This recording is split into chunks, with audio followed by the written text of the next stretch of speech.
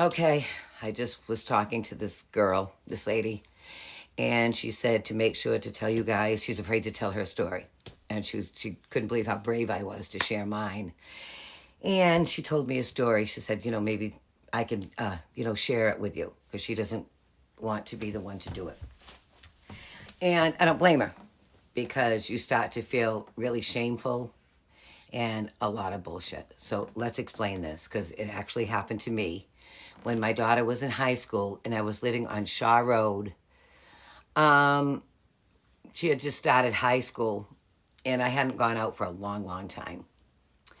And this actually happened to me, and the only person that I shared it with is my daughter. And the reason why, and the girl that I just told her, she told me her story when she was in college, and I just told her my story. This is the second encounter I had, which was bad in a different way. The other one, I was really badly injured. He didn't get what he wanted, but I was very badly injured. But this is what happened the second time, and we're always afraid to share that it happened again, because then you're going to be like, what the fuck, didn't she learn the first time? But no, this was I learned, but this was the conditions. I had decided that I was going to go out to the Waff Tavern that no longer exists. People in New Bedford, people in Fairhaven, Dartmouth, they know exactly the place I'm talking about. A guy named Rainey used to work there. I mean, owned the place. And I used to work there a little bit. And one of my friends, Mary Kellogg, used to work there. And she was married to a fisherman. So I figured, you know what? Veda's sleeping out tonight. You know what I mean? So I'm going to go and I'm going to go have a drink. Because I was like single for a long time. I didn't date for a very, very, very, very long time when me and Veda's father broke up because she was young. And I had all those horrible thoughts of me getting a boyfriend. And you know those weird men that like the daughters, because my daughter was extremely gorgeous, and just I just didn't want to put her in any harm's way. So I gave up dating, even though my ex-husband was living with all these different girls. I went almost 8 years without dating. I'm sure she's going to comment. Veda, she knows this. After what had happened to me, and that happened before. And when I had that happened in 91.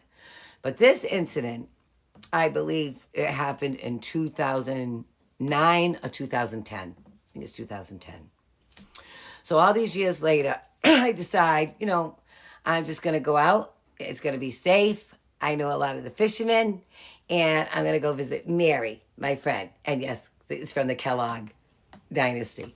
She married into it. So anyway, I go and I visit her. And I'm just talking to her. Me and her are talking. And all of a sudden, this guy comes over. And he starts talking to me.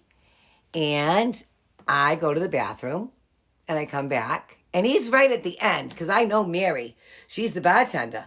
So I'm sitting at the end where she can come down and talk to us. And when she sees, like when you know the bartender, she'll like just kind of like conjugate around you.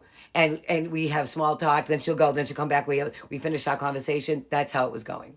Where this guy came over. He's talking to Mary. And he'd act like he knew Mary and all this shit and stuff like that. So he just was standing there. I'd never asked him for nothing. And he didn't buy me a drink, nothing. Okay?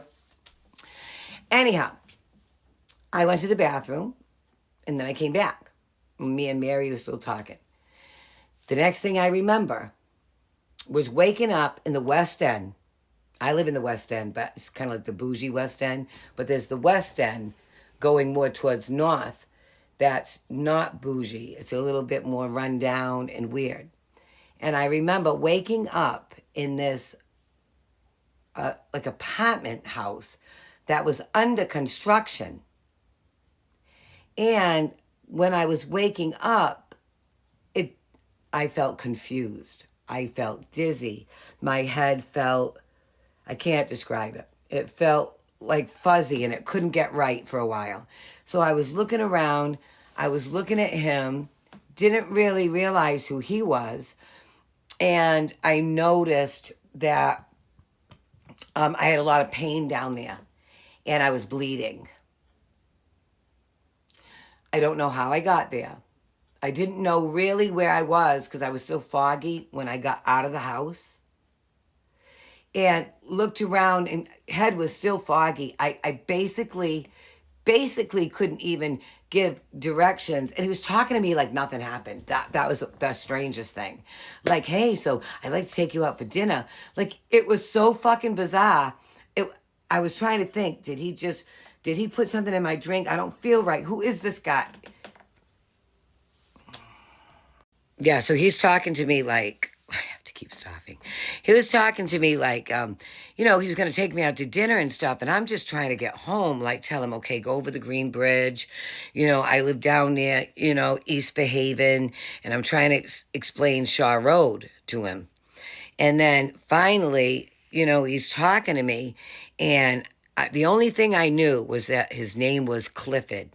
If you live in New Bedford, Clifford, he had glasses and he went to the Wharf Tavern. He's not a big guy. You know what I mean? It looks like short hair, maybe, but I can't. So when I finally got home, I got inside the house and my daughter was there. And I went inside my room and I proceeded to cry. And I started to undress and there was blood everywhere. And it was, you could tell that I don't know if it was if he called his friends over. I don't want to go into it. I went and took a shower. Hold on. I went and took a shower. And then my daughter went off to school. And then when she came back, like I couldn't talk. I stood in bed for 3 days. And I never went to the hospital to get the eye. You know what I mean? Because of what had happened to me earlier in 1991, it even made me feel more shameful that I had put myself in this fucking position again. And this time, I don't know what happened. I do know what happened because I couldn't sit like the way I'm sitting right now for like almost 4 days. And I bled for 2 days. And you could tell that it was not normal. Obviously, he put something in my drink. And to the person that I just responded to, the woman who this happened to in college, it was the exact same thing. You young girls and even older girls. I was older. This was just in 2010 when I moved back from Florida? And they say the people in Florida are worse than Massachusetts? Fuck no. Well, that guy was from New York, from that last incident. I never told a soul except for my daughter, who cried with me and said, you have to go to the police, but I didn't. I'm in a fog. You know what I mean? They're going to say, oh, second time this happens to this lady, something weird. You know what? The shame, the guilt that goes along with it. And it's 1 out of every 3 of us that are going to feel that in our lifetime.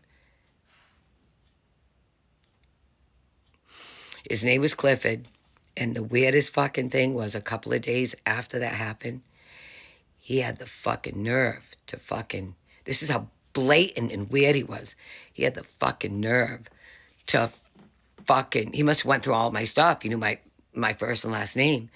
He looked me up on Facebook and he fucking he friended me.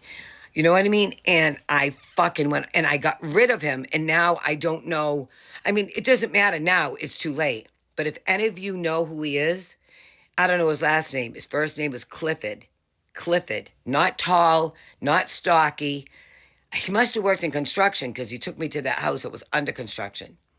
And I don't remember one fucking thing. Please warn your daughters. Take your fucking drinks with you. Warn your college girls. Don't leave your drinks unattended.